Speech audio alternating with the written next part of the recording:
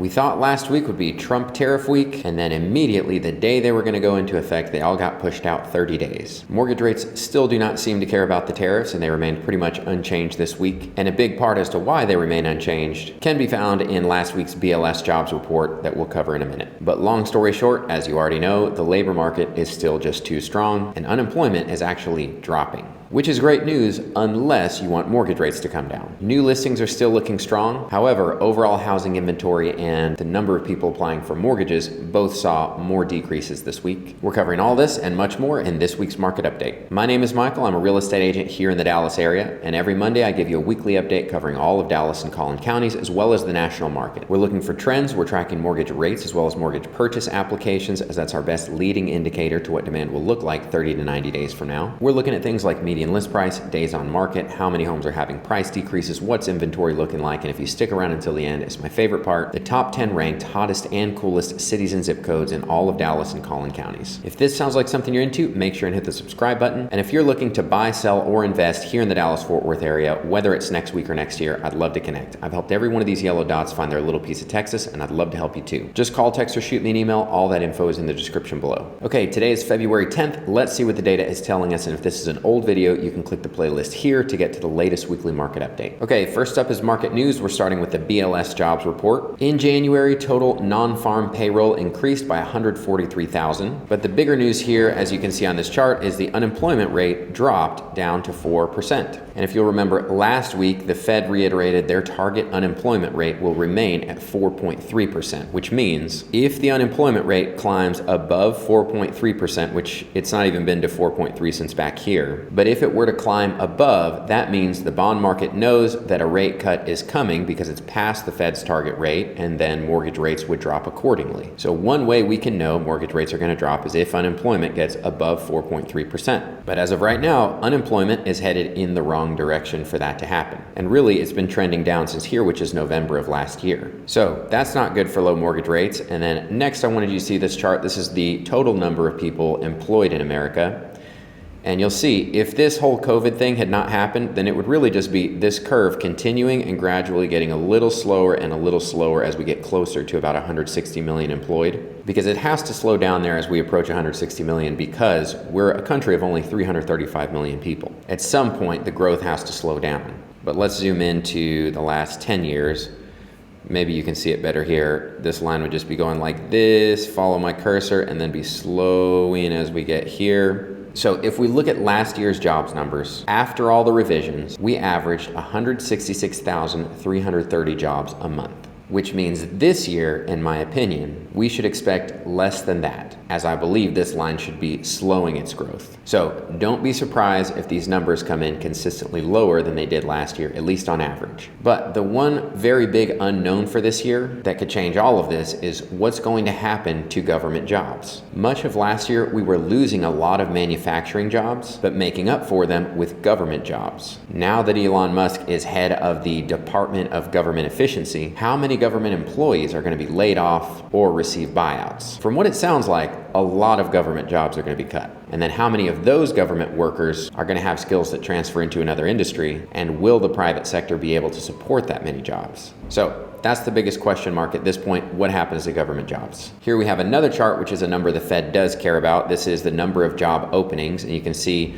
they came right back down last month and they printed weaker than expected. And if this number were to continue down further, I think that would be a big deal for the Fed, as this is more of a leading indicator to what comes next. Then another one of our favorite leading indicators for the labor market is job loss claims. And we look at this almost every week now, because if a job loss recession is coming, you will see it here first before anywhere else. And this data comes out every week, so it's easy to follow. So yes, we had a jump this week, but as you can see, these big swings are totally normal on this chart. But overall, the trend is down. And basically, in order to be worried about a job loss recession, this number would have to be well over 300,000 on a 4-week moving average. And as of now, the 4-week is only at 217,000. So you see this whole chart, we'd have to be way up beyond this chart, and we would have to stay there on a 4-week average. If that were to happen, then we could worry about a job loss recession. So we are still way far away from that. Then our final favorite job loss recession indicator is specifically the residential construction worker employment number. I don't know if there's a better way to say that. The number of residential construction workers that are employed. Anyway, this is that chart, but if there is a job loss recession coming, you can typically see it starting with mass layoffs here in this chart, in specifically residential home building. That's where the layoffs start. So for example, you can see up here, the layoff started back in January of 2006 and went down and down and down way before the crash of 07 and 08. And all of these shaded areas, those are actual recessions.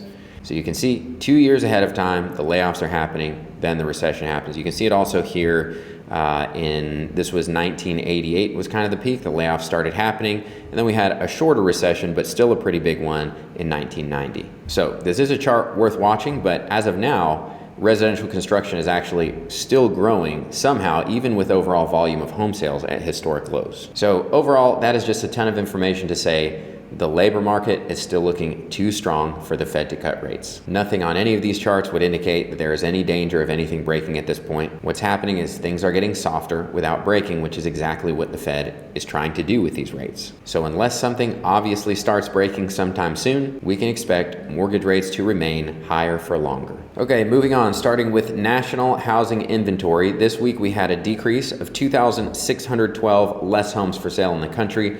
This keeps us at 28% more inventory than we had last year, to a total of 632,367 homes available to buy in the country today. And this same week last year, inventory was only at 494,819. So way better than last year. You can see this big gap up between these two lines. Then for reference, the inventory bottom here of 2022, there were only 240,000 homes for sale. At the peak of last year, there were 740,000 homes for sale. This same week in 2015, we had about 948,000 homes for sale, just for reference. Now looking at new listings, this week we have 4,304 more new listings in the country than we did last year, to a total of 53,863 new listings. This is great news. More people are listing their homes, which means more inventory for you to choose from, and less chance of prices running up quickly when rates finally do drop again and a normal demand comes back into the market. But you can see we are above any of the previous 3 years this week, and we have been pretty consistently the end of last year. This year we've been kind of in and out of a few of those years, but again, data gets really tight at the beginning and end of the years. Where we're really going to learn what's happening is going to be these months right here in the middle of the year, maybe April to September, somewhere around there. Now looking at pending sales, this week we have 3% fewer homes pending than we did last year. That's down from 2% last week. And this is not unusual. Again, the data gets very tight at the beginning and end of the years. But overall, you just need to know this number is going to be climbing until May or June. But this week we have 288,605 homes under contract, which is still about 6,000 more than we had last week. Then the last thing we cover nationally is a percentage of homes having price decreases. Every year it's normal for a third of homes to take a price cut before selling. Looking at the national chart, we're at 33.15% of homes having a price cut this week. As you can see, last year this number did not start to climb really until about another 1, maybe 2 weeks. So technically it started climbing back here, but really it's just been flat. So as long as we stay flat for another week or two, then at least the curve of this will be starting about the same time as last year, even though we're starting at a higher number. And this number going up sooner is probably due to the fact that it looks like we may have seen the inventory bottom for the year in January, that's what would happen in a normal market, but we have not seen that happen since COVID. So every year it's been getting a little bit earlier. This might be the first year we're back to a normal inventory bottom, which is why this curve may be moving more to the left starting earlier in the year. But this number starting higher than it was last year is just one of many things that would suggest home prices are likely going to remain pretty flat this year. Unless, of course, mortgage rates actually do drop significantly, which right now there is no evidence for that happening because the labor market remains too strong. So unless something big changes, I would expect prices to stay pretty flat this year. But last year we got as high as 39.9%, the year before 39.2%, and then in 2022 as high as 43.2%. Just know if you want home prices to come down, this number will have to be going up. Okay, moving on to mortgage rates. We started last week at 7.05, got down to 6.99, but ended at 7.03. So really almost no change at all. That's about as flat of a week as you can get. Then looking at the mortgage purchase application, this tracks basically the number of people applying for mortgages. We had a 3.5% decrease this week in the number of people applying, but just looking at the chart, we're still 3% above where we were this time last year. And you can see we should be expecting drops all of these weeks. And I will give $5 to anyone who can tell me why every year less and less people seem to apply for mortgages from the beginning of February until about March 4th, because I really have no idea. But it's part of why I say this data, beginning and end of the years, are really not very reliable. It starts to get reliable around March, April on a lot of these charts. But I've been saying it for more than a year now, and I still believe it. There's no reason to believe mortgage demand is going to grow significantly until rates get at or below 6% for a sustained period of time. The evidence we have for that is new construction is still offering that, and they have been outselling existing construction just by offering those low rates basically this whole time ever since COVID. So we know there is mortgage demand 6% and below. Okay, now we're moving on to the local markets, starting with the MLS data of Dallas County. This week, we had 615 new listings. That's up 60 from last week. We had 221 closings. That's down 39. But remember, these are just showing what happened 30 days ago. So 30 days ago, there was less demand. Surprisingly, even though there was less demand and less sales, we had more immediate sales, meaning they contracted within the first week. So somehow we got up to 44 immediate sales. I don't know, but that's 13 more than last week. We had 317 homes go under contract this week. That's 7 less than last week. And in total, we have 2,001 homes either under contract or in pending status here in Dallas County. Moving on, same thing, but for Collin County, we had 399 new listings. That's 26 more than last week. 150 closings, 89 less than last week. 24 immediate sales, 7 less than last week. Again, those two are representative of what happened 30 days ago. 185 new contracts, that's up 16. And in total, we have 1,643 homes either under contract or pending. That's 97 more than last week. Okay, now we're moving on to the Market Action Index, starting with Dallas County. If you've never seen this, it just takes into account all this data, puts it into one easy to read graphic with a number. Anything a 30 or below is a buyer's market. Above a 30, we're asking how much of a seller's market are we in. We basically just use this as a quick overview to see, are things looking normal or is there anything we should be concerned about? So Dallas County is a 37, which is a slight seller's advantage. And we'll just start here. You can see the Market Action Index bottomed out sometime in December and it's been climbing. It's still not above where it was in October, but it started climbing a little earlier than normal. So Dallas County has been heating up a little earlier than normal, but even though it's heating up, that doesn't mean prices have to go straight up or anything like that. As you can see, the median list price has been pretty much flat since about December 20th. Yeah, 400,000 to we're $1 less than that somehow on the median list price. So literally completely flat. Now, the median price of new listings, it's been trying to climb. It's higher than it was back here slightly. Was that 395 to 397? But the median price of new listings is trying to climb. Average days on market as well looks totally flat, slightly down, but I would call that flat. Median days has been at 77 for a while. Number of homes having a price decrease has been, pretty flat as well. Inventory is climbing, basically the same as national, where the bottom was sometime early to mid-January, and we've been climbing since. Very slow climb though. So that's it for Dallas County. Nothing looks unusual here. We are still at the time of the year where prices should be at the lowest, but they should start climbing into March, April. So we're probably still holding around the bottom, and we'll see what happens in the coming months. But at least you can know the Market Action Index is still heating up, at least in Dallas County. So let's move on to Collin County. Their Market Action Index, as it has been for a while, is cooler than Dallas County, only by 2 though. It's a 35 slight seller's advantage, but you can see it's having a harder time taking off than Dallas County is. And you also see that first reflected here in their median list price, which still has not found a bottom, which again, that's not the end of the world. It's around this time that the bottom should happen. But that's one major difference between Dallas and Collin. Collin has still not found a bottom for its prices. New listings as well, no real sign of strength yet. Their average days on market has been pretty flat. 97, 96, 95. I would call that flat. Their median days is 70, whereas Dallas, I believe, was 77. So their median days is actually lower. Number of homes having price decreases, again, slightly going up, but pretty flat, around 43%. Their inventory actually looks like it had a little drop, a tiny drop this week.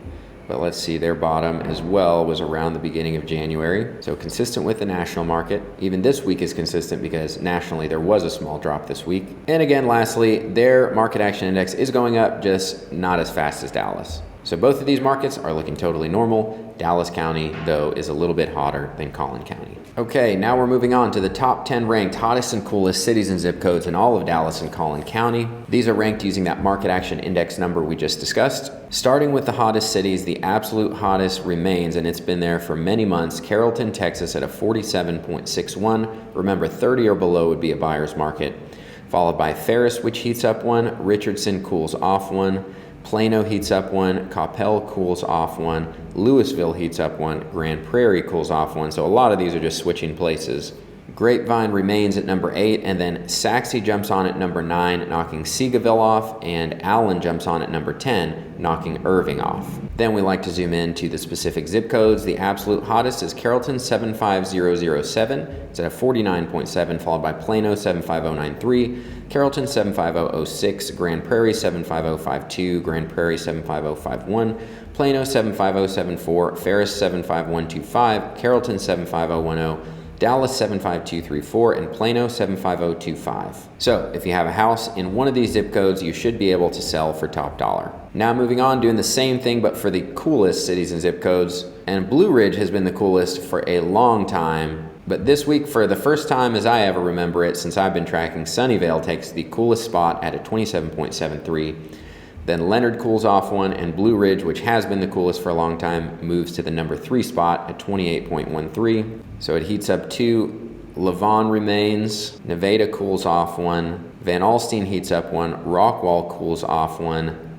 Salina cools off one. Anna heats up 2, and Royce City remains the hottest city on the coolest cities list. Looking at specific zip codes, the absolute coolest is Sunnyvale 75182, Leonard 75452, Blue Ridge 75424, Grand Prairie 75054, Lavon 75166, Nevada 75173, Rockwall 75032, Van Alstyne 75495, Dallas 75219, and Salina 75009. So all of these zip codes up until Lavon are buyer's markets. Remember, if you're looking to buy, sell, or invest in the Dallas-Fort Worth area, whether it's next week or next year, I'd love to connect. Call, text, or shoot me an email. All that is in the description below. Thank you for watching. I'll see you in the next video.